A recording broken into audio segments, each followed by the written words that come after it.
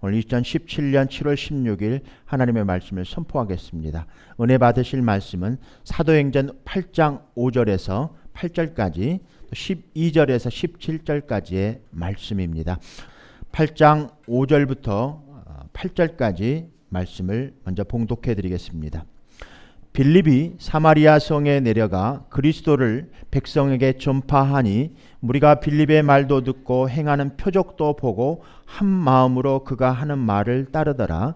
많은 사람에게 붙었던 더러운 귀신들이 크게 소리를 지르며 나가고 또 많은 중풍병자와 못 걷는 사람이 나으니 그 성에 큰 기쁨이 있더라. 12절부터 17절까지 다시 봉독해 드리겠습니다. 빌립이 하나님 나라와 및 예수 그리스도의 이름에 관하여 전도함을 그들이 믿고 남녀가 침례를 받으니 시몬도 믿고 침례를 받은 후에 전심으로 빌립을 따라다니며 그 나타나는 표적과 큰 능력을 보고 놀라니라.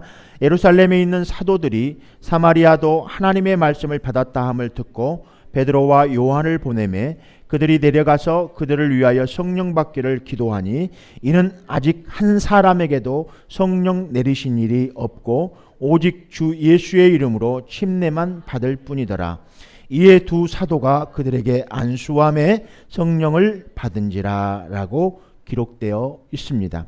오늘 말씀의 주제를 순종한 만큼만 성령님을 체험할 수 있고 순종의 혜택을 받게 된다라는 말씀을 전할 때 성령의 충만한 은혜가 있기를 축원드립니다. 사도행전 8장을 보면 빌립이 사마리아에서 사역한 내용이 기록되어 있습니다. 사도행전 8장 7절 8절입니다. 많은 사람에게 붙었던 더러운 귀신들이 크게 소리를 지르며 나가고 또 많은 중풍병자와 안진뱅이가 나으니 그 성에 큰 기쁨이 있더라. 빌립이 사마리아에서 사역할 때 성령의 강력한 기적들이 이렇게 일어났었습니다. 그리고 많은 사람들이 구원을 받았습니다. 그러나 8장을 유의해서 보면은 한 사람도 빌립의 사역을 통해서 성령을 받지 못했습니다. 성령을 받도록 하는 것은 빌립의 사역이 아니었습니다. 사람들이 구원받고 치유받게 하는 것이 그의 사역임을 알 수 있습니다. 그래서 베드로와 요한을 사마리아에 파송합니다. 8장 17절입니다. 이에 두 사도가 그들에게 안수함에 성령을 받은지라라고 말합니다. 그렇다면 빌립이 사역할 때 나타난 성령과 베드로와 요한이 사역할 때 나타난 성령의 차이점을 우리는 발견하게 됩니다. 그러면 사마리아인들이 빌립의 사역으로 거듭났을 때 낯섦을 입증해 주는 말씀을 한번 보도록 하겠습니다. 이를 통해서 우리는 성령의 체험, 거듭남과 성령 침례를 받는 것이 별개의 경험이라는 것을 이해할 수 있습니다. 여기서 한 말씀을 더 붙이자면 성령의 침례는 성령의 기름 부으심 또한 성령의 충만, 성령의 인침 이런 같은 말씀을 하고 있는 것입니다. 별개의 경험이라는 것을 입증할 수 있는 말씀이 요한복음 1장 26절과 33절에서 그 증거를 살펴보겠습니다. 요한복음 1장 26절입니다. 요한이 대답하되 나는 물로 침례를 베풀거니와 너희 가운데 너희가 알지 못하는 한 사람이 섰으니 33절입니다. 나도 그를 알지 못하였으나 나는 물로 침례를 베풀라 하신 그이가 나에게 말씀하시되 성령이 내려서 누구 위에든지 머무는 것을 보거든 그가 곧 성령으로 침례를 베푸는 이인 줄 알라 하셨기에 침례 요한은 사람들에게 나는 그리스도가 아니다라고 선포합니다. 그리고 나는 그리스도와 본질적으로 다르다는 것을 말씀합니다. 그 본질적인 차이점을 자기는 물로 침례를 주지만 그리스도는 성령으로 침례를 준다는 것을 강조하고 있습니다. 이 사도행전 8장에서도 그 차이점을 우리는 보게 됩니다. 빌립의 사역, 중생, 거듭남의 사역이었습니다. 요한의 물로 침례 주는 것과 동일한 것입니다. 그러나 베드로와 요한은 사마리아에서 내려가서 사람들에게 침례를 주면서 성령을 받게 한 사실을 우리는 볼 수 있습니다. 이 사실은 예수님이 성령 침례에 대한 명백한 증거를 우리는 같이 보게 됩니다.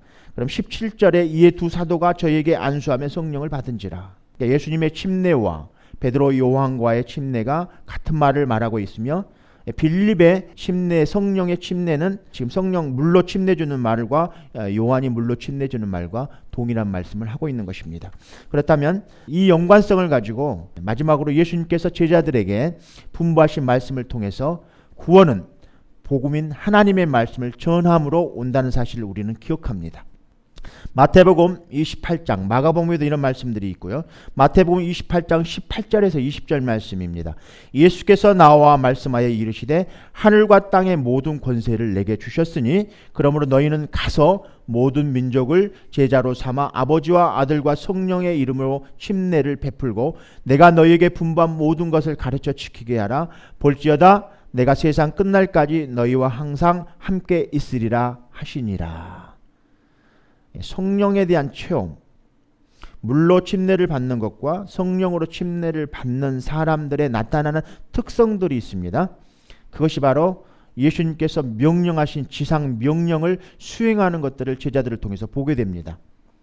그럴 때 빌립과 지금 사도 요한, 베드로가 지금 하고 있는 성령의 경험들은 오순절 이후에 일어난 성령의 역사라는 사실을 우리는 주목할 필요가 있습니다. 이것이 바로 우리가 이 땅에서 그리스도인들이 지향할 목표입니다. 그래서 그러나 이 시대의 비극이기도 합니다. 많은 부분들 교회에서 성령을 회방하는 죄를 짓고 있기 때문입니다. 그렇다면 다른 어떠한 것들도 마가복음 3장 28절 30절을 보면은 내가 진실로 너희에게 이르노니 사람의 모든 죄와 무릇 회방하는 회방은 사하심을 얻되. 우리가 주님 앞에서 지은 모든 죄들은 어떠한 것을 막론하고 사하심을 얻을 수 있대. 그러나 누구든지 성령을 회방하는 자는 사하심을 받지 못한다고 말씀은 기록되어 있습니다. 그렇다면 우리가 죄 짓는 것에 구분성을 둬야 되지 않을까 싶습니다. 성령의 회방죄. 그렇다면 성령으로 거듭나고 성령의 능력을 받는 것들을 우리는 오늘 별개의 문제라는 것을 우리는 보게 됩니다. 이 사건은 오순절 사건 이후에 일어난 사건들입니다. 그러면 과거 오순절 전에 일어났던 성령의 역사는 무엇이었는가? 와 구분되어질 수 있는 것입니다. 그것은 구약시대 예수님이 오시기 전 사건이었고 또 예수님이 오셨던 사건과 또 예수님이 가고 난 이후에 일어난 사건들을 구분할 수 있는 것입니다. 그렇다면 이것은 옛 언약과 새 언약의 결정판이고 그 부분이 바로 지점, 그분이 바로 옛 언약과 새 언약의 구분점이기도 합니다. 오순절날 성령이 임하는 역사는 옛 언약과 새 언약의 구분점입니다. 그래서 그리스도인들은 충만한데, 그래서 교회에서 집사님들을 이렇게 뽑을 때, 또 교회 사역자들을 뽑을 때 성령이 충만한 자들을 뽑았던 것들을 우리는 기억합니다. 그래서 우리는 매일 성령의 충만한 은혜를 매일 받아야 될 필요성을 느끼게 되는 것입니다. 이것은 거듭난 자들만이 받을 수 있는 축복입니다.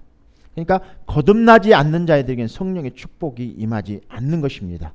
그렇다면 우리들의 삶 가운데 그리스도인의 충만한 성령 충만, 우리가 축복해 주는 말들이 있죠. 성령의 충만한 가운데 있는가? 성령의 은혜 가운데 있는가? 이런 것들을 우리가 보게 되면서 그리스도인들 삶 가운데 충만한 삶을 살지 못하는 것들을 보면서 그 이유를 찾게 됩니다.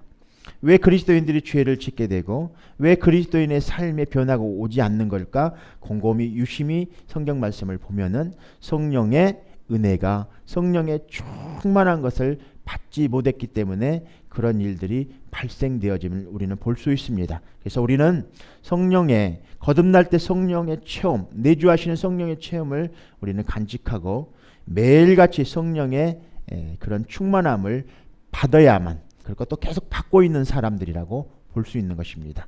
여러분들 지금도 성령의 충만함을 받고 계시죠? 네, 오늘 이 예배 가운데서도 그런 성령의 충만한 역사가 우리 일어나는 것입니다. 그래서 그것이 바로 우리 그리스도인의 생활입니다.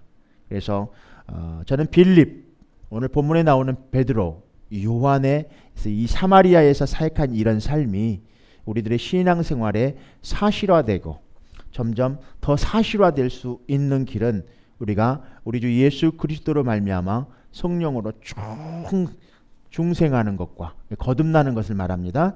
또 참되게 성령의 침례를 받을 때, 성령의 충만을 받을 때, 기름 부으심을 받을 때, 인침을 받을 때 우리는 성령 하나님을 통하여 참된 그리스도인의 삶을 살 수 있다는 것을 말씀을 드리고 싶습니다. 그래서 성령의 내주하심을 통해 첫 번째 우리가 거듭날 때 성령의 내주하심을 통한 거듭남의 사건입니다. 구분할 필요가 있습니다. 첫 번째 성령의 역사가 일어나는 것은 성령의 내주하심을 통해서 우리가 거듭나는 것입니다. 그 첫 번째 성경적인 증거를 사도행전 8장 6절을 보겠습니다. 8장 6절입니다. 무리가 빌립의 말도 듣고 행하는 표적도 보고 일심으로 그의 말하는 것을 쫓더라. 성경에 지금 빌립이 사마리아인들에게 그리스도를 전했다고 말하고 있습니다.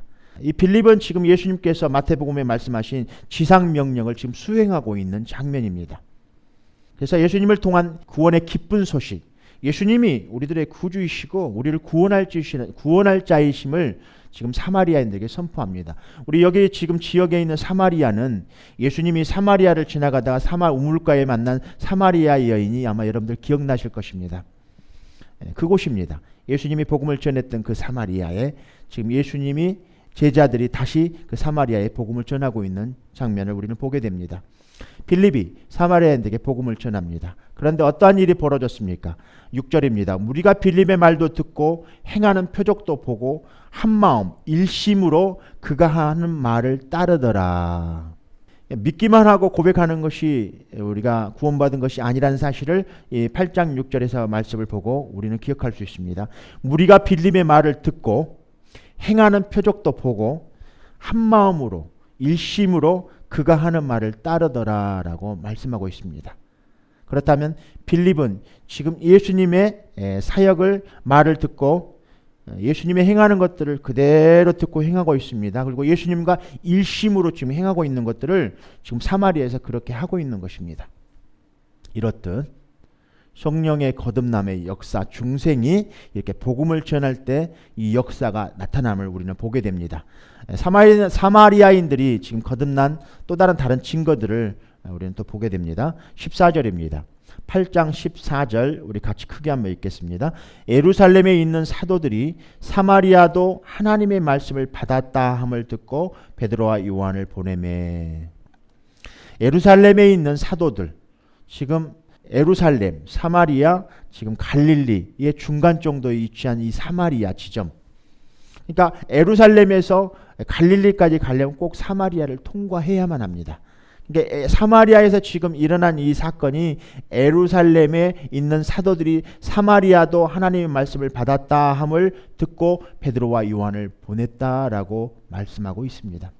성경은 우리가 하나님의 말씀으로 거듭난다고 말합니다. 그래서 우리는 사마리아인들이 빌립의 사역을 통해서 구원받을 셈을 우리는 알 수 있습니다. 그래서 그러면 성령을 받은 사마리아인들, 이 성령에 대해서 오늘 좀 주목할 필요가 있지 않나 싶습니다. 빌립을 통해서 사마리아인들이 복음을 듣고 이제 구원받았습니다. 거듭남은 오직 성령으로 난 사람들이라는 것을 우리는 요한복음 3장에서도 니고데모와 대화에서도 우리는 분명히 알 수 있습니다. 성령으로 난 자여야 된다고 말하고 있습니다. 그런데 왜 베드로와 요한은 사마리아인들이 성령으로 이미 빌립에 의해서 복음을 듣고 그의 행하는 것 그와 일심이 되어서 그 말씀을 따랐다라고 나와 있다는 이들이 이미 구원받았는데 왜 베드로와 요한을 그곳에 다시 보냈을까라는 의심을 한번 가져보게 됩니다. 왜 그들을 그곳에 파송했을까? 그 목적이 무엇이었을까? 8장 14절에서 17절까지 말씀을 다시 한번 봉독해 드리겠습니다.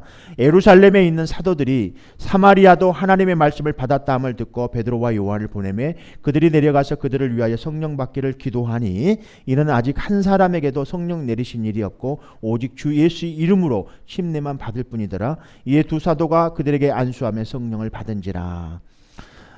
왜 베드로와 요한은 사마리아인들이 성령을 받도록 기도해 주러 가야만 했는가? 그들이 내려가서 16절입니다. 그들이 내려가서 보니 그들 중 아직 한 사람에게도 성령 내리신 일이 없음을 우리는 발견할 수 있습니다. 그래서 15절 말씀을 보면 베드로와 요한은 먼저 그들을 위해 성령 받기를 기도했습니다. 그리고 이에 두 사도가 저에게 안수하니 17절에 성령을 받은지라라고 말하고 있습니다. 그러면 이들이 사도들의 기도와 안수받은 성령은 어떤 성령이었을까? 사마리아의 신자들은 그 전에 아직 성령을 받지 못했단 말인가? 그래서 물론 16절에서 이는 아직 한 사람에게도 성령 내리신 일이 없고 오직 주 예수 이름으로 침례만 받았을 뿐이라고 말씀하고 있습니다. 그들은 아직 성령을 받지 못한 것이 분명합니다. 그들은 아직 성령을 받지 못한 것이 분명합니다. 그래서 그렇다면 여기서 말하는 성령은 어떤 의미일까? 그럼 한번 찾아가 봐야 되지 않겠습니까? 성경을 통해서 우리는 이 본문을 통해서 말하고 있는 15절과 17절 빌립이 분명히 사마리아에 가서 그들에게 복음을 전해서 기쁜 복음을 전해서 그들이 거듭남의 역사가 일어났습니다. 사마리아인들이 중생했습니다. 구원받았습니다. 그런데 베드로와 요한을 그곳에 보냈는데 미리 성령을 아직 한 사람도 받지 못했다고 나오고 있습니다. 그래서 베드로와 요한은 가기 전에 기도합니다. 사마리아를 위해서 성령 받기를 위해서 기도합니다. 그래서 그리고 나서 그들에게 가서 안수하니까 그들에게 성령이 내려지는 것들을 보게 됩니다. 오늘날도 동일합니다. 오늘날 우리들에게도 초대교회에 일어났던 이런 성령의 역사가 오늘날에게도 동일하게 교회 가운데 일어난다는 사실을 우리는 기억해야만 할 필요성을 느끼게 됩니다. 이 성령이라는 단어, 그래서 누가가 말하고 있는 누가복음에 누가가 말하고 있는 성령이라는 이 단어가 무엇을 의미하는지 우리는 그 의미를 찾아볼 필요성을 느끼게 됩니다. 구약 시대 때 성령 분명히 있었죠. 창세 전에 하나님께서 창조하시기 전부터 성령은 창조의 역사 가운데 성령이 같이 운행하셨다는 사실을 우리는 알 수 있습니다. 그렇다면 주님이 오시기 전까지의 성령, 주님이 오셨을 때의 성령, 주님이 가시기 전에 성령을 보내주시겠다는 그 성령의 차이점은 무엇이었는가? 이렇듯 확연히 우리들은 성령의 역사에 대해서 우리는 깊이 상고해보고 성경을 읽을 때마다 우리들의 삶 가운데 성령님과 함께 성령님이 내 안에서 우리를 거듭나게 해서 우리가 성령을 통해서 매일 인도함을 받고 살아가야 하는데 그렇지 못하는 것들을 많이 보게 됩니다. 그리고 성령의 충만한 것들을 계속 받아야만 하는데 그렇지 못하는 것들을 우리는 또 발견하게 됩니다. 그렇다면 거듭날 때 내주하시는 이 성령님과 성령 침례를 받을 때 임하시는 성령, 이것이 바로 오순절 사건 이후에 일어났던 사건입니다. 그러니까 예수님의 제자들이 예수님이 부활하시고 난 이후에 오순절 날을 기다렸던 거지 성령님을 기다렸던 것이 아니었다는 사실. 왜냐하면 이들은 이미 구원받은 자들이었기 때문에 성령을 기다렸다는 것은 오순절 날을 기다린 것이죠. 오순절 날 기다렸던 이 오순절 날 그들이 이제 성령을 받게 되는 역사가 그때 일어났던 것입니다. 이렇듯 그 전에 거듭난 성도들이 그 성령의 충만함을 받게 되는 사건이 바로 오순절 사건입니다. 그럼 오늘 기억해야 될 것은 요한복음 14장 말씀으로 넘어가 보겠습니다. 요한복음 14장 말씀을 찾아보겠습니다. 요한복음 14장 16절 17절을 보면 예수님이 내주하시는 성령님을 약속하신 것을 우리는 볼 수 있습니다. 저는 오늘 본문의 설교 말씀이 그 어떤 설교보다도 굉장히 기초적인 것이라는 사실을 기억합니다. 여러분들이 이 기초적인 것이 단단해질 때 여러분들의 구원의 역사를 확신할 수 있는 것입니다. 성령, 말씀을 통해서, 예수님의 사역을 통해서 오늘도 변함없이 하나님의 영광을 위해서 오늘 이 말씀은 증명되어져야만 하고 증명되어졌던 이 사실들이 여러분들 마음판에 각인되어지고 다시 이해되어지고 깨달음이 여러분들 삶 속에 일어나기를 다시 한번 축복드립니다. 요한복음 14장 16절 17절 말씀을 봉독해 드리겠습니다. 내가 아버지께 구하겠으니 그가 또 다른 보혜사를 너희에게 주사 영원토록 너희와 함께 있게 하리니 그는 진리의 영이라 세상은 능히 그를 받지 못하나니 이는 그를 보지도 못하고 알지도 못함이라. 그러나 너희는 그를 아나니 그는 너희와 함께 거하시며 또 너희 속에 계시겠습니다. 예수님이 이 말씀을 하셨을 때 성령님은 제자들이나 예수님을 따르는 어떤 사람 안에도 아직 거하지 않으셨습니다. 그러면 그 전에 성령님이 임해서 안에 있는 것 말씀과 지금 성령님과는 확연한 차이를 우리는 볼 수 있습니다. 그러나 예수님은 요한복음 14장 16절 17절에서 이 말씀하신 이 말씀이 새 언약 아래서 성령님이 모든 신자 안에 거하게 된다고 약속하셨습니다. 지금 임한 사실이 요한복음 14장에 임한 사실이 아닙니다. 임하겠다고 약속해 주신 말씀입니다. 그래서 예수님은 제자들에게 그 성령님이 너희와 함께 거하시며 너희 속에 계시겠습니다라고 지금 말씀하고 계십니다. 이 말씀은 요한복음 20장 말씀으로 넘어갈 필요가 있습니다. 요한복음 20장 말씀으로 한번 넘겨보겠습니다. 이 내주하시겠다는 이 약속, 하나님께서 약속해 주셨어요. 너희들 속에 예 성령이 내주하시겠다.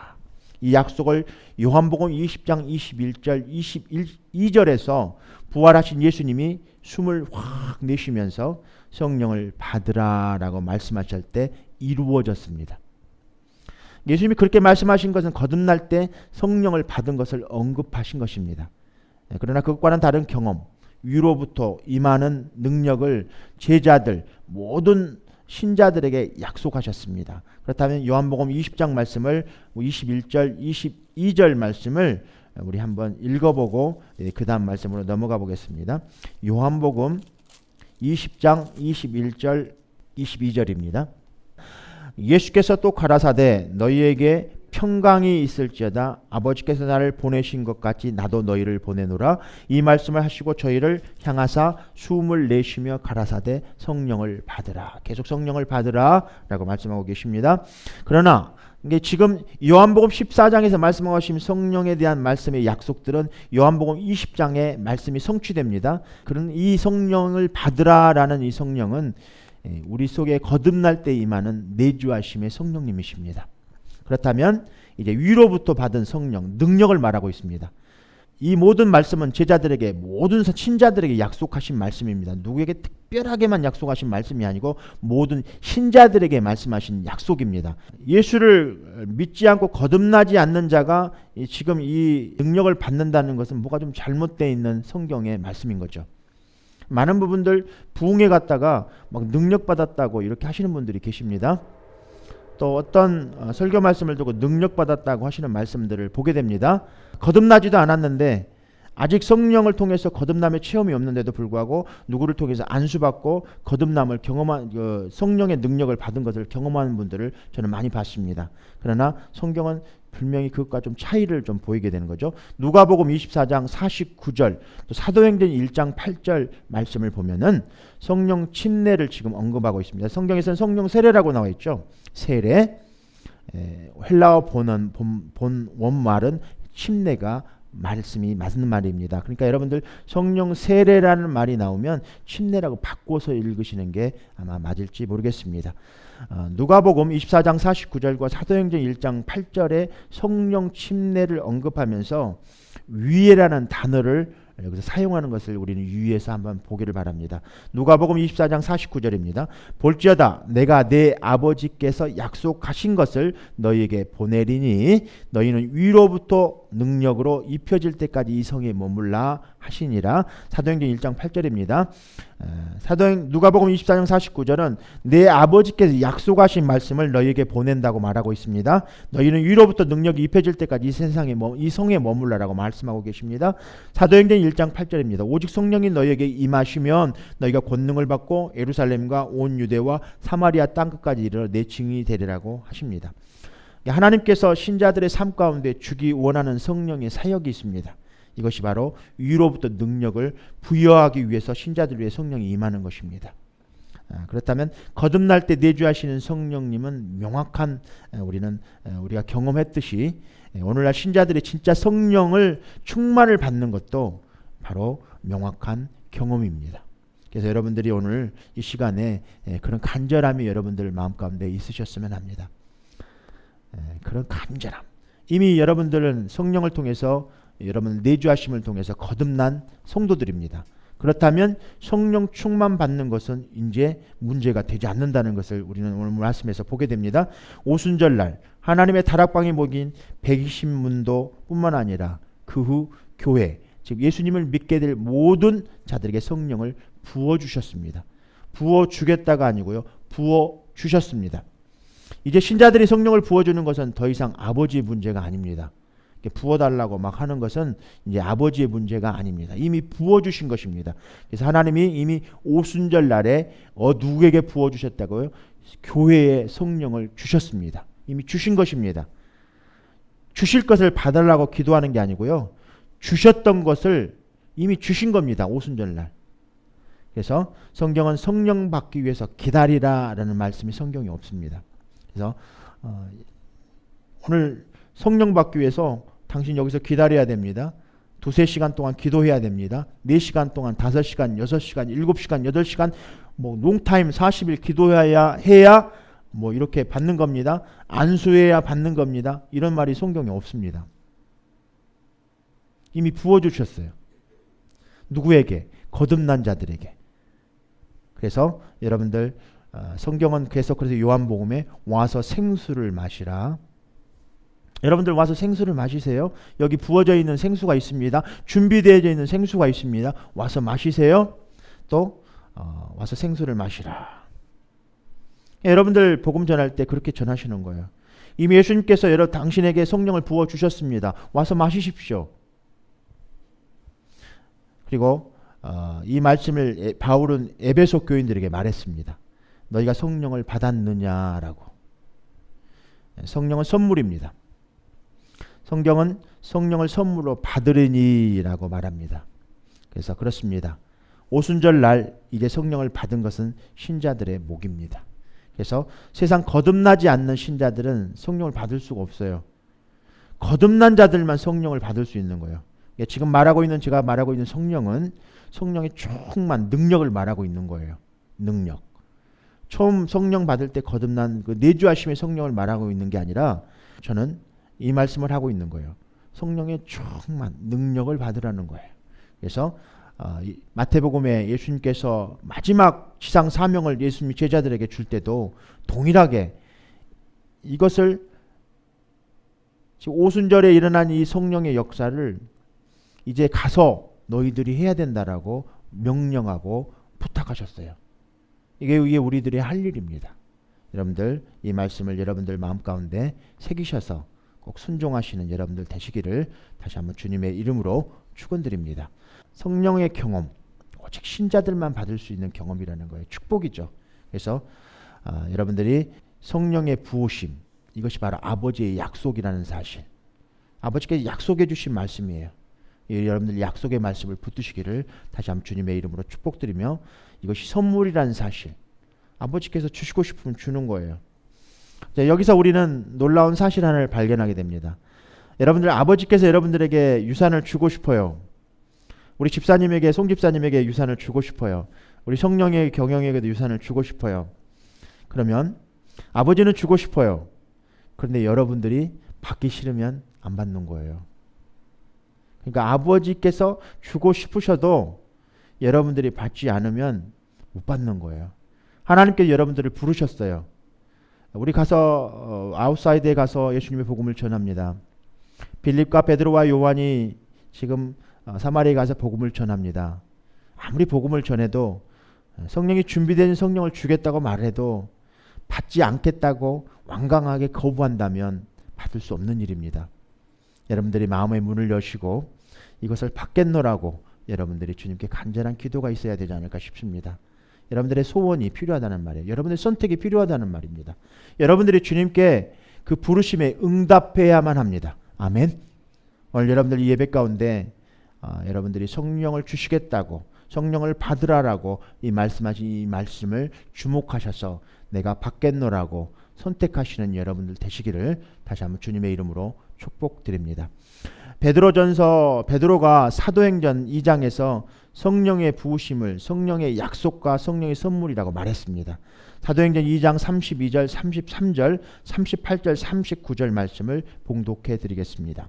이 예수를 하나님이 살리신지라 우리가 다 이 일의 증인이로다. 하나님이 오른손으로 예수를 높이심에 그가 약속하신 성령을 아버지께 받아서 너희가 보고 듣는 이것을 부어주셨느니라. 38절입니다. 베드로가 이르되 너희가 회개하여 각각 예수 그리스도의 이름으로 침례를 받고 죄사함을 받으라. 그리하면 성령의 선물을 받으리니. 전제 조건들을 지금 계속 말씀하고 계십니다. 이 약속은 너희와 너희 자녀와 모두 먼데 사람 곧 주 우리 하나님이 얼마든지 부르시는 자들에게 하신 것이라 하고, 예수님은 누가복음 24장 49절과 사도행전 1장 8절에서 신자들이 위로부터 능력을 받도록 하기 위해서 성령을 주시겠다고 약속하셨습니다. 이 말씀을 여러분들 마음판에 새기시기를 다시 한번 주님의 이름으로 축복드립니다. 이런 일들은 다 오순절 이후에 일어난 사실들입니다. 여러분들 교회가 언제 시작됐다고 여러분들 생각하십니까? 저는 복음을 전하다 보면 어떤 분들이 교회 시작이 언제냐고 저에게 질문하신 분이 계셨습니다. 여러분들 교회 시작이 언제입니까? 오순절 이후입니까? 오순절 이후입니까? 언제입니까? 많은 사람들은 교회는 오순절날 시작됐다고 말합니다. 그러나 성경은 요한복음 14장에서 약속해 주신 말씀이 성취되는 요한복음 20장 22절의 말씀에서 말씀하실 때 성령을 받으라라고 내주하신 성령님의 역사가 일어날 때 교회는 이미 시작된 것입니다. 많은 사람들은 요한복음 20장에서 말씀하신 14장에서 말씀하신 약속들이 20장에서 결과가 얻어지는 것들을 보게 됩니다. 이 성령의 이 내주하심과 누가복음의 사도행전에서 일어나는 이런 성령의 역사 부음을 받는 것과 구별을 잘 짓지를 못합니다. 그래서 교회의 시작은 오순절 이후라고 딱 단언하는 것이죠. 이미 요한복음에 말씀하신 예수님께서 20장 말씀에 말씀하신 성령을 받으라 내주하신 성령님을 통해서 이미 교회는 시작된 것입니다. 여러분들 교회의 시작점은 오순절 이후가 아닌 여러분들이 성령님을 통해서 내 안에 예수 그리스도를 믿고 영접해드리고 신분의 변화가 일어났던 그 시점은 바로 그 시점이라는 거죠. 그래서 거듭난 신자들에게 예수님께서 이제 복음을 사마리아와 저 예루살렘과 땅끝까지 복음을 전하라고 말씀하실 때 그들에게 성령을 부어주셔서 내보낸 겁니다. 성령의 능력이 없으면 이런 표적과 능력과 기적이 일어나지 않기 때문에. 그러나 거듭날 때 성령이 바로 능력이 임하는 것인지 차후에 이것이 일어나는 것인지는 불분명합니다. 바로 성령의 내주하심을 통해서 바로 일어나는 경우도 많았고요.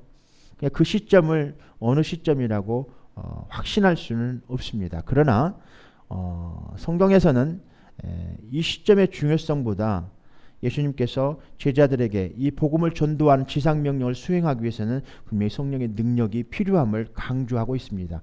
그래서 거듭난 신자들이 거듭남을 통해서 중생한 신자들이 가서 복음을 전하다 보면은 그런 능력이 나타나지 않는 것들을 보게 됩니다. 그러니까 한번 보여줘봐.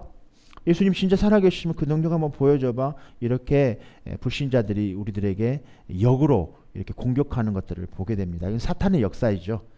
한번 보여봐. 예수님이 시험 당하실 때도 세 가지 시험을 통해서 사단이 시험하는 것들을 보게 됩니다. 동일하게도 우리가 복음 전하다 보면 그런 일이 발생되어지는 것들을 보게 됩니다.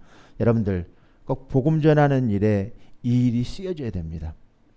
능력받고 거듭난 신자가 이런 성령의 충만함과 능력, 기름 부으심, 인치심을 받는 자들이 말세를 준비하는 사람들입니다. 이런 자들이 복음을 전할 때 능력을 통해서 그 하나님의 복음의 역사가 흘러 들어갈 수 있는데 이걸 바로 성령 침례라고 말씀하고 계십니다. 성령 충만이라고 말씀하고 계십니다. 여러분들 삶 가운데 처음 요한복음 20장에서 말씀하시는 거듭남의 새 창조의 역사가 여러분 안에 이미 일어난 사람들입니다.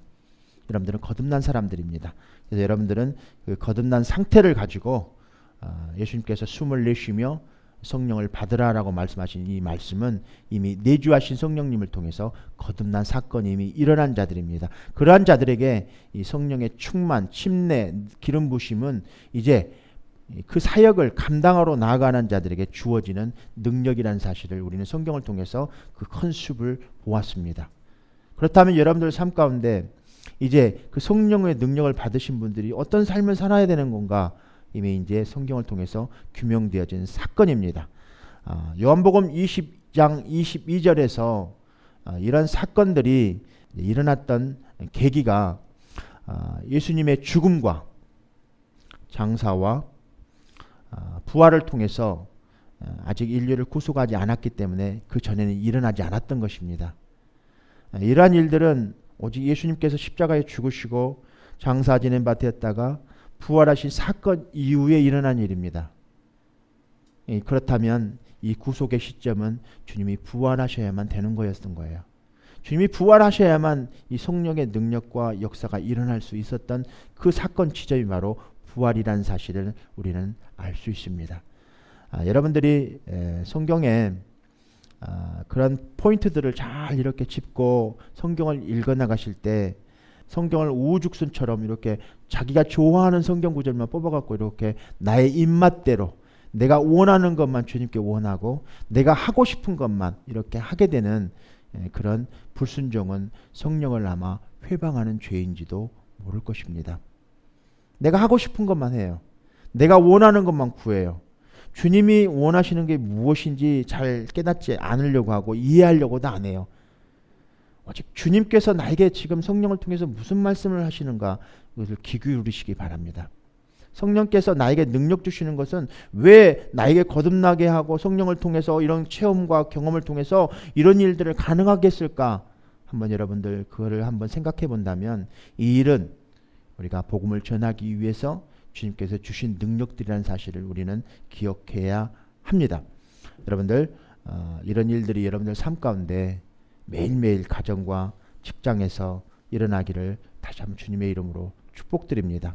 사도행전 말씀을 잠깐 더 보도록 하겠습니다. 8장 5절 오늘 본문에 빌립이 사마리아의 복음을 전하니까 그들이 거듭나는 역사가 일어납니다. 요한복음 20장 20절에 교회 시작을 기록하고 있습니다. 그때 제자들이 거듭났기 때문에 말씀을 조금 요약해 봅니다. 중간 말씀을. 그래서 거듭남과 성령 침례는 분명히 이렇게 두 가지 다른 경험임을 우리는 오늘 본문 말씀을 통해서 우리는 찾아보았습니다. 사도행전 9장 1절에서 7절 말씀을 다른 성경 구절들이 있는데 그 말씀들을 좀 잠깐 더 한번 인용하도록 하겠습니다. 사도행전 9장 1절에서 7절 말씀을 보면은 거듭남과 성령 침례가 분명히 두 가지 다른 경험이라는 사실을 사도행전 9장 1절 7절에서 19장 1절입니다. 정정합니다.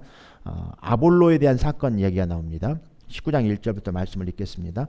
아볼로가 고린도에 있을 때 바울이 윗지방으로 다녀 에베소에 와서 어떤 제자들을 만나 이르되 너희가 믿을 때 성령을 받았느냐 이르되 아니라 우리는 성령이 계심도 듣지 못하였느니라.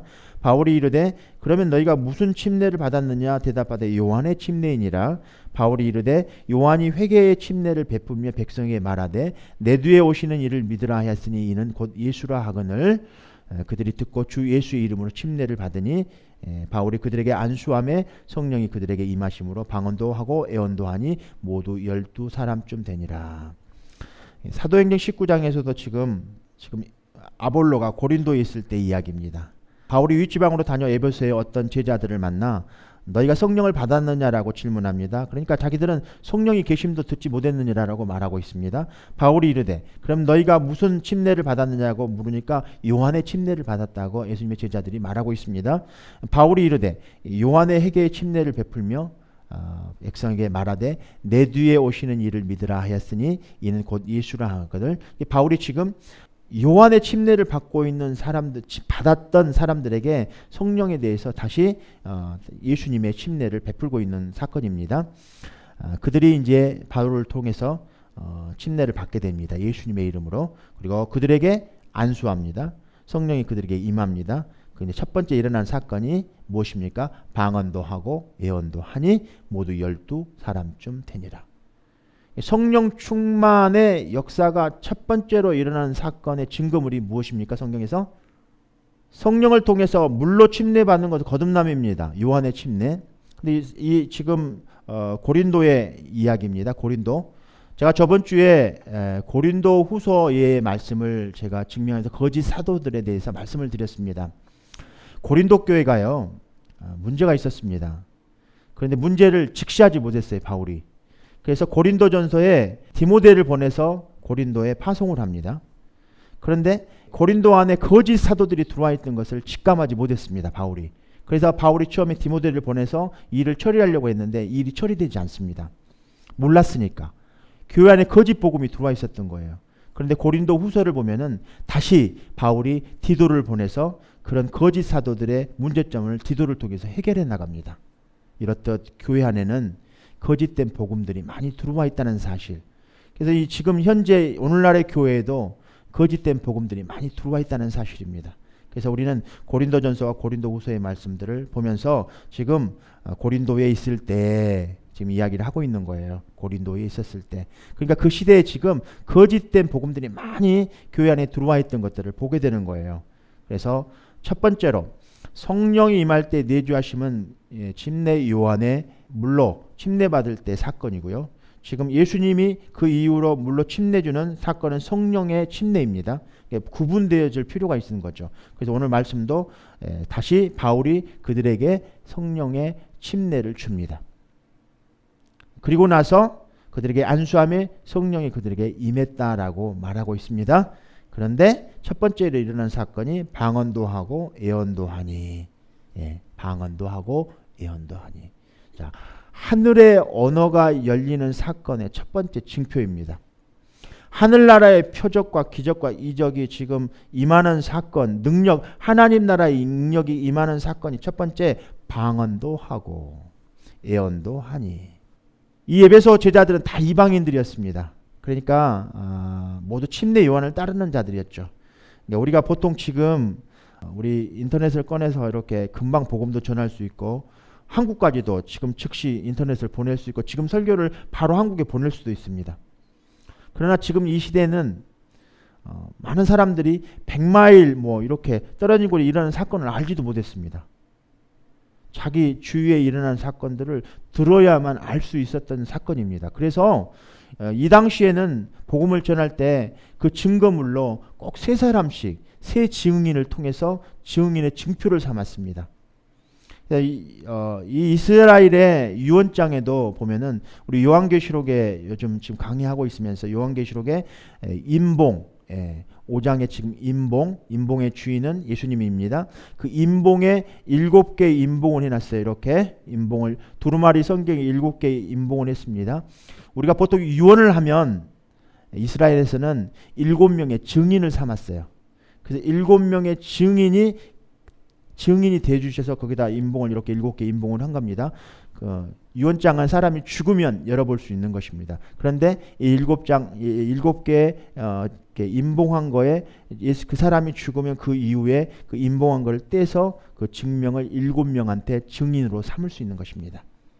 이렇듯 이 당시에는 이렇듯 복음이 이렇게 지금처럼 인터넷을 통해서 나가지 않았기 때문에 사람이 구두로만 전해야만 했어요.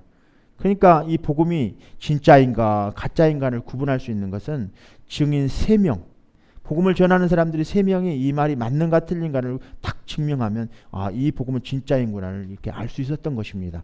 이렇듯 우리가 그때 그 문화를 이해하지 못하면 그때 성경이 어떻게 쓰여졌나를 우리는 이해할 수 없습니다. 다 구전으로만 전해드렸던 복음이에요. 침례 요한을 통해서 받았던 성령, 그 이후에 예수님을 통해서 받아야만 하는 그런 성령의 침례는 확연히 달랐던 것입니다. 물로 침례받는 것과 성령으로 침례받는 것이 이렇게 이렇듯 구분되어지듯이 이 복음은 약속된 말씀들이 이루어져야 했고 그 이루어졌던 말씀을 가지고 증거를 가지고 우리가 이렇게 복음을 전할 때 그런 역사가 일어난다는 사실을 우리는 알 수 있습니다. 사도행전 우리 19장을 보면은 이제 지금 이때 지금 19장에서 말씀하고 있는 이 말씀은 예수님께서 아직은 이때 사람들이 오셨다는 소식을 듣지 못했어요. 그러니까 예루살렘에서 예수님이 지금 태어나셨어도 사람들이 이 복음을 듣지 못하면 예수님이 오셨는지 안 오셨는지 알 수가 없는 거예요. 복음을 전하지 않으면. 지금도 마찬가지죠. 지금도 예수님이 오셨다, 이미 성령을 주셨다, 성령의 침례를 받았다 이런 말씀을 아무리 우리가 강조해도 듣지를 않으면 알 수가 없는 거죠. 성경을 찾아서 우리가 보여주고 또 성경에 이렇게 쓰여져 있습니다라고 알려주고 이것이 기쁜 복음의 소식입니다라고 전해주었을 때 우리는 그런 복음의 확신을 사람들에게 심어줄 수 있고 주님을 만날 수 있고 성령 침례가 무엇이라는 것, 성령의 능력이 무엇이라는 것을 우리는 알 수 있습니다. 오늘날 현재 좀 안타까운 사실은 성령의 회방죄들을 많이 범하고 있는 것들을 우리 보게 되죠. 거듭난 사실을 이후에 성령의 충만들을 우리 받아야 되는데 교회에서 일어나고 있는 성령의 충만 사건들을 단죄하고 자기들이 체험하지 않았기 때문에 성경적이지 않는다는 거예요. 성경에는 분명히 성경적인데도 불구하고 성령의 역사를 거부하는 것은 아마 그들이 많은 부분 성령의 회방죄를 범하고 있는지도 모릅니다. 오늘 우리들에게 임했던 성령의 충만의 첫 번째 사건, 그것이 바로 방언이 시작됐다는 거예요. 하늘나라의 언어입니다. 하나님 나라의 언어예요. 이미 주셨던 거예요. 우리가 받고 싶어서 하나님이 안 주신 게 아니에요. 하나님이 이미 주셨어요. 그래서 성령의 충만의 첫 번째 언어가 하나님과의 소통할 때 다른 언어도 다 이렇게 받아지는 것들은 순조로워질 수 있는 것입니다. 이렇듯 성령의 충만 사건, 성령의 침례 사건, 능력받은 첫 번째 사건은 방언이었던 거예요. 그런데 많은 부분들 사람들은 방언을 외면시합니다. 거짓된 방언들도 사실은 많아요. 사단의 방언들도 많고 지금 현재 교회 안에 사탄의 그런 방언들도 많이 합니다. 그러나 진정 성령이 임할 때 역사하는 그 방언은 우리가 하나님 나라에 연결되어지는 하나님과 소통할 수 있는 확실한 증거이지 않는가 싶습니다. 그렇다면 마지막으로 이제 결론의 말씀들을 요약해 봅니다. 우리 확연히 증명되어지는 것을 왜 제가 성령의 내주하심을 통해서 거듭나는 것이 무엇이냐는 것을 말씀을 드렸습니다. 또한 성령의 충만은 거듭난 자들이 이후에 받는 결과라는 사실을 우리는 알게 되었습니다. 거듭난 신자만이 받을 수 있는 거예요. 성령 충만은. 제가 이 말씀을 전제 조건으로 강조했던 이유는 오늘 본문의 설교 제목이 무엇입니까? 오늘 한번 이렇게 한번 보시면 오늘 본문의 제목이 뭐예요? 오늘 설교 제목이 뭐냐면 순종한 만큼만 성령님을 체험할 수 있다고 그랬어요. 순종한 만큼만. 순종의 혜택을 그만큼 받게 된다는 거예요. 그래서 여러분들 마음에 이렇듯 순종과 성령과는 밀접한 관계가 있다는 사실을 우리는 볼 수 있습니다. 그런데 우리가 이제 눈여겨볼 것은 성령은 뿌려진 씨앗입니다. 복음이에요. 그러면 증거물로 분명히 성경에서는 그 증거물까지 나와 있어요. 하나님께서는 오늘 요한복음에도 말씀해 주셨잖아요. 너희들에게 이 성령의 약속을 주겠다고 약속하셨어요. 14장에. 근데 20장에 분명히 성령의 약속이 받으라라는 말씀이 주어지는 것들을 보게 됩니다. 하나님은 우리들에게 약속하신 것을 선물로 주셨어요. 그렇다면 이제 우리들이 성령 받은 사람들이에요. 거듭난 자들이죠. 그런데 이제 거듭난 자들만 성령의 충만을 받을 수 있다고 성경은 말하고 있습니다. 그러면 성령을 받은 사람들의 결과물들을 한번 이렇게 성경을 통해서 비교해 보고자 합니다. 첫 번째, 내주하신 성령님을 통해서 나타나는 열매들이 있어요. 그러니까 우리가 거듭난 자들은 분명히 거듭남의 성령의 첫 번째 내주하심을 통해서 거듭난 자들의 열매들이 분명히 있다는 거예요. 갈라디아서 5장 22절 23절입니다. 여기 성경을 한번 볼까요? 이게 제가 이제 그림 사진으로 제가 이렇게 했는데 한번 보여주십시오. 예, 여기 한번 봐주십시오. 한번 이렇게 재미나게 제가 한번 보았습니다. 한번 볼까요? 쭉 여기서부터 한번 볼까요? 희락, 사랑, 온유, 충성, 절제, 화평, 참음, 자비, 양성, 이렇게 성령의 9가지 열매가 내주하심을 통해서 맺게 됩니다. 그러면 다음 성령의 충만, 그러니까 성령의 요한의 물 침례를 받는 것은 이렇게 내주하심에 성령의 침례를 받는 것입니다. 이게 나타나는 열매들이 이렇게 나타나는 거예요. 혹시 여러분들 마음 가운데 무엇이 하나 부족한가 한번 여러분들 좀 점검해 보셨으면 합니다.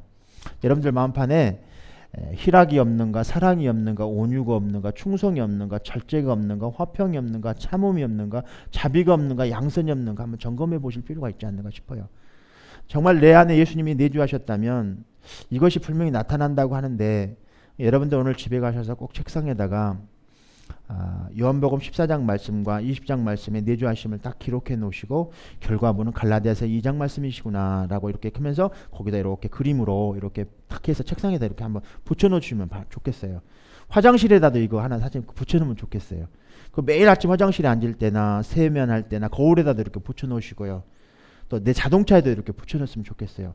오늘도 내가 주님이 내 안에 거하셨는데 임하셨는데 내 속에서 나와 동행하시는데 주님께서 이런 열매를 맺어주시겠다는데 열매가 맺어지나 한번 이렇게 한번 점검해 보시길 바라요. 두 번째, 이렇듯 거듭난 자들에게 두 번째 성령의 침례, 성령의 충만이 임합니다.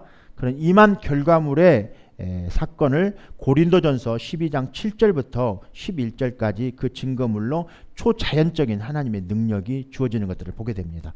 열매들이죠. 한번 보겠습니다. 각 사람에게 고린도전서 12장 7절에서 11절까지입니다. 각 사람에게 성령을 나타내시면 유익하게 하려 하심이에요. 여러분들 유익하게 하기 위해서 주시는 거예요. 어떤 사람이 성령으로 말미암아 지혜의 말씀을, 어떤 사람에게는 같은 성령을 따라 지식의 말씀을, 다른 사람에게 같은 성령으로 믿음을, 어떤 사람에게 한 성령으로 병 고치는 은사를, 어떤 사람에게는 능력 행함을, 어떤 사람에게는 예언함을, 어떤 사람에게는 영들을 분별함을, 다른 사람에게는 각종 방언을 말함을, 어떤 사람에게는 방언들을 통역함을 주시나니 이 모든 일은 같은 한 성령이 행하사 그의 뜻대로 각 사람에게 나누어 주시는 것이니라. 한 성령이 행하사 그의 뜻대로 각 사람에게 나누어 주시는 것이라고 말하고 있습니다. 이 성령은 9가지 은사들은 우리들의 유익을 주기 위해서이라고 말씀하고 있습니다. 그렇다면 성령의 은사들은 신자들이 다른 사람을 축복하기 위해서, 봉사하기 위해서 주어진 것들입니다. 성령님의 두 가지 큰 사역을 다음과 같이 한번 정리해 보았습니다. 내주하시는 성령님은 열매를 맺기 위한 겁니다. 두 번째 고린도전서 말씀은 12장 말씀은 성령 침례, 성령 충만, 기름 부으심, 인치심 이런 말씀들은 한 말씀입니다.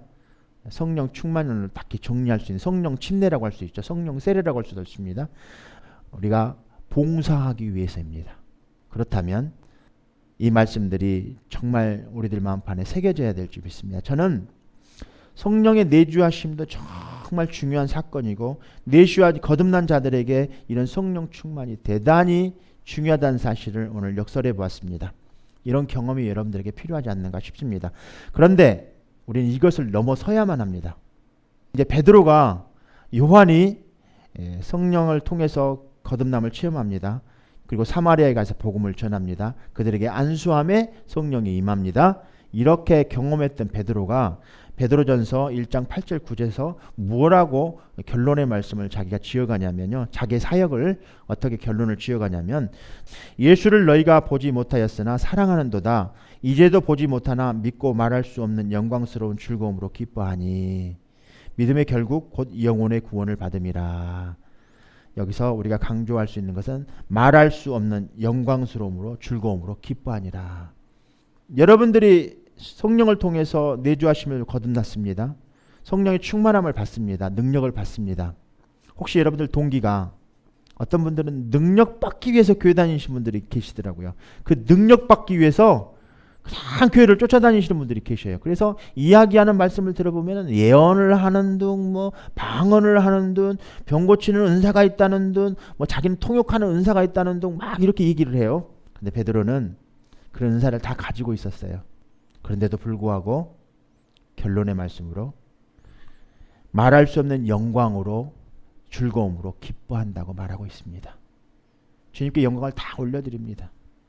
능력 나타나는 것이 중요한 게 아니고 기적을 행하는 것이 중요한 게 아니고 그것을 통해서 영광이 나타나는 것을 통해서 기뻐한다는 거예요. 그럼 우리는 정말 초보적인 신앙을 가지고 있는 거예요. 기적이 내게 기적이 있다. 내 기적을 와서 한번 봐라. 보여주니까 참 사람들이 즐거워하잖아요. 그러나 우리가 하나님의 영광에 들어가는 것과 성령 침례보다 더 이것이 중요하다는 사실을 우리는 기억해야 될 점을 보게 됩니다. 우리는 무엇을 구해야 할까요? 이제 우리는 무엇을 구해야 할까요? 우리는 주님을 알고 주님을 알아가는 걸 알아야 돼요. 저는 무엇보다도 능력받는 것에 초점이 있는 것보다는 주님을 알아가는 것이 정말 중요하다고 생각해요. 주님을 알아가는 것, 그리고 그의 사랑을 알고, 그리고 그 증거자가 되는 거예요. 주님을 알고 주님의 그 사랑을 알고 그 증거자가 되는 거예요. 그리고 그의 영광을 위해 봉사하기 위해서 항상 주 예수 그리스도의 자신을 구해야만 합니다. 그래서 사도 바울은 자신의 최고의 야망은 주님을 더 아는 것이라고 말씀하고 있습니다. 바울은 우리 성경에 기록되어져 있는 신약에 기록되어 있는 사도들 중에서 3층 천을 경험한 사람입니다. 하나님 나라, 하나님 보좌에 다녀오신 분이에요. 이분이 말씀하시는 이 땅에서 자기의 사역 가운데 기적을 행하고 병든 자를 낫게 하고 귀신을 쫓아내는 모든 사역 가운데 자기는 항상 주님을 더 알기를 소원한다고 항상 그렇게 간구했어요. 그래서 주님을 더 알기 위해서는 그래서 갈라디아서 2장 20절 말씀을 계속 그가 강조했던 거예요. 이런 경험이 아니라 능력받은 경험이 아니라 그 주님과 그의 부활과 능력과 고난에 참여하는 것이라고, 그 부활의 고난에 참여하는 것이라고 계속 말씀을 강조합니다. 갈라디아 2장 20절은 내가 그리스도와 함께 십자가에 못 박혔나니 그런즉 이제는 내가 산 것이 아니요 오직 내 안에 그리스도께서 사신 것이라. 이제 내가 육체 가운데 사는 것은 나를 사랑하사 나를 위하여 자기 자신을 버리신 하나님의 아들을 믿는 믿음 안에 사는 것이라고 그렇게 강조하고 고백하고 이렇게 했던 거예요. 저는 여러분들 삶 가운데 성령을 통해서 거듭나는 사실은 확실합니다. 거듭난 자들이 그 능력 받기 위해서 쫓아다니는 그것도 필요하죠. 그것이 정말 하나님을 더 알기 위해서, 주님을 더 알기 위해서, 또 주님을 더 사랑을 더 알기 위해서, 주님의 영광을 더 증거를 더 드러내기 위해서 이런 것들이 여러분들에게 임하는다는 사실, 주님이 영광을 위하는 것이 능력받는 것보다 더 커야 된다는 사실, 거기에 더 여러분들에게 더 강조점을 두고 싶습니다. 우리 주님께서는 성령이 자신을 영화롭게 하지 아니하고 주님을 더 영화롭게 할 것이라고 말씀하셨습니다. 우리들이 능력 받았다 할지라도 주님을 더 영화롭게 하는 것, 그것이 우리의 목적이 되어야 되지 않을까 싶습니다. 사도행전에 일어났던 이런 증거들은 그것을 말씀하고 있는 거예요. 사도행전에 그들에게 일어났던 이런 기적들은 그리스도의 증거였어요. 우리들의 삶 가운데 구해야 할 것은 이것입니다. 우리 주님과 그 사랑을 아는 것을 구해야 되지 않을까 싶습니다. 베드로는 다른 사도들에게 다음과 같은 권위자들에게 설교하고 있습니다. 사도행전 5장 29절 32절까지 말씀을 봉독해 드리겠습니다. 베드로와 사도들이 대답하여 이르되 사람보다 하나님께 순종하는 것이 마땅하니라. 너희가 나무에 달아 죽인 예수를 우리 조상의 하나님이 살리시고 이스라엘에게 회개함과 죄사함을 주시려고 그를 오른손으로 높이사 임금과 구주로 삼으셨느니라. 우리는 이 일의 증인이요 하나님이 자기에게 순종하는 사람들에게 주신 성령도 그러하니라 라고 하더라. 이것이 바로 우리가 추구해야 할 성령의 사역입니다. 우리가 여기서 흥미있는 것들을 보게 됩니다. 하나님이 자기를 순종하는 사람들에게 주신 성령입니다. 하나님이 자기를 순종하는 사람들에게 주신 성령입니다. 우리 인간관계를 보더라도요, 사랑하는 것들을 보면은 사랑하는 사람에게 정말로 사랑하는 사람을 기쁘게 해주려고 노력합니다. 그렇죠? 어떤 의미에서는 이건 복종입니다. 사랑하는 사람을 기쁘게 해주려고 노력합니다. 이건 복종이에요. 그래서 만일 여러분들이 그들에게 무엇인가를 원한다면 여러분들은 그들을 기쁘게 해주기 위해서 여러분이 할 수 있는 모든 일을 행함으로써 그것을 보여줍니다. 이 사랑의 징표이죠. 사람들은 무언가 진정으로 원할 때는 자신의 전 인격으로 그것을 보입니다. 여러분들이 전 인격적으로 그렇게 하는 거예요. 사랑하는 걸 표현하고. 만약 여러분이 하나님으로부터 은사만을 원하고 은사에만 관심이 있다면 여러분은 하나님께 그것을 구했다가는 그것에 대한 모든 것을 잊어버리고는 다시 구하게 됩니다. 그래서 여러분들 정말 중요한 거, 은사만을 자꾸 강조하지 마시고 그 은사는 무엇에 쓰려고요? 지상명령을 수행하는 데 쓰려고 도구로 삼는 것입니다. 그래서 여러분들 주님의 영광을 위해서 여러분들이 항상 주님을 기쁘게 해드리는 것, 그것이 무엇인가 한번 생각해 봐야 돼요. 주님을 기쁘게 해드리는 것이 무엇인가 한번 생각해 보고 주님을 슬프게 해드리는 것이 무엇인가 한번 생각해 봐야 되지 않을까 싶습니다. 여러분들 능력을 행사하는 것만이 중요한 게 아니고 은사를 받는 것만이 중요한 게 아니고 성령을 받는 것은 순종을 통해서 하나님이 자기를 순종하는 자들에게 성령을 주셨다라고 말하고 계십니다. 그렇다면 주님을 기쁘게 해드리는 것은 주님께 순종하는 것입니다. 여러분들 주님을 기쁘게 해드릴 때 주님의 영광을 위해서 올려드리는 것이지 않을까 싶습니다. 그렇다면 여러분들의 불순종은 주님을 슬프게 하는 일이지 않는가 싶습니다. 마지막으로 여러분들에게 덧붙이고 싶은 말씀은 주님을 슬프게 하는 일들은 성령을 회방하는 것들, 회방. 주님이 여러분들에게 마음판에 말씀하실 때 바로 즉각적으로 여러분들이 순종해 드릴 수 있는 그런 믿음. 주님이 지금 나에게 무슨 말씀을 하고 있을까? 거기서 귀 기울이는 첫 번째 순서가 거기에서부터 오지 않는가 싶습니다. 그렇다면 여러분들이 주님께 귀 기울이는 첫 번째 무릎 꿇는 순서부터 여러분들이 시작되어야 되지 않을까 싶습니다. 그것이 바로 여러분들이 그런 성령의 역사는 방언을 통해서 역사하는 능력입니다. 주님과 친밀한 교제. 저는 제가 방언할 때 나타나는 유익이 저에게 하나 있습니다. 주님과 교제할 때 방언을 통해서 교제를 하면 다른 잡생각이 안 듭니다. 다른 것이 역사할 수가 없습니다. 그래서 방언을 통해서 1시간 정도 방언을 통해서 주님과 교제를 하면 다른 잡생각을 안 합니다. 내 생각도 안 들어갑니다. 오직 주님의 생각과 내 영이 주님의 영이 내 영 안에서 내 영의 모든 것들을 다 알고 계셔요. 그리고 저도 그 영을 통해서 주님의 마음을 알게 됩니다. 희미하게나마. 그런데 방언을 통하지 않는 기도들은 거의 잡생각과 오만 생각이 들어오게 됩니다. 이것이 방언을 하지 못하는 불유익입니다. 여러분들 사도행전에 나타났던 고린도전서에 나타났던 이 성령의 충만의 은사들은 여러분들이 주님과 이것들을 친밀하게 가졌을 때 나타나는 유익들입니다. 그렇다면 주님을 기쁘게 하기 위해서는 이 유익들이 이미 주어졌다고 이미 사도행전 때 주셨다고 말씀하고 계십니다. 나는 주님이 안 주셨으니까 못 받아. 그게 아니고요. 주님이 이미 주셨습니다. 여러분들이 받지 않기 때문에 그렇습니다. 이것은 불순종입니다. 하면 되는 거예요.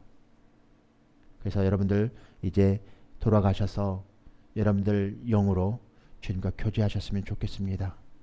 그리고 특별하게 주님을 기쁘게 하는 일들, 순종해드리는 그런 삶을 살아가실 때 주님께서 부르심에 여러분들이 응답하시는 여러분들 되셔서 주님을 기쁘게 해드리는 여러분들 삶이 되셔서 정말 성령을 통해서 정말 그런 능력들을 쭉 받으셔서 주님 나라의 큰 일꾼들 되시기를 다시 한번 주님의 이름으로 축복드립니다. 그것을 여러분들이 믿기만 하면 소유하게 되는 것입니다. 그렇게 여러분들 말씀으로 선포하시고 오늘 예배 가운데 주님께 영광을 박수로서 주님께 영광을 올려드리겠습니다.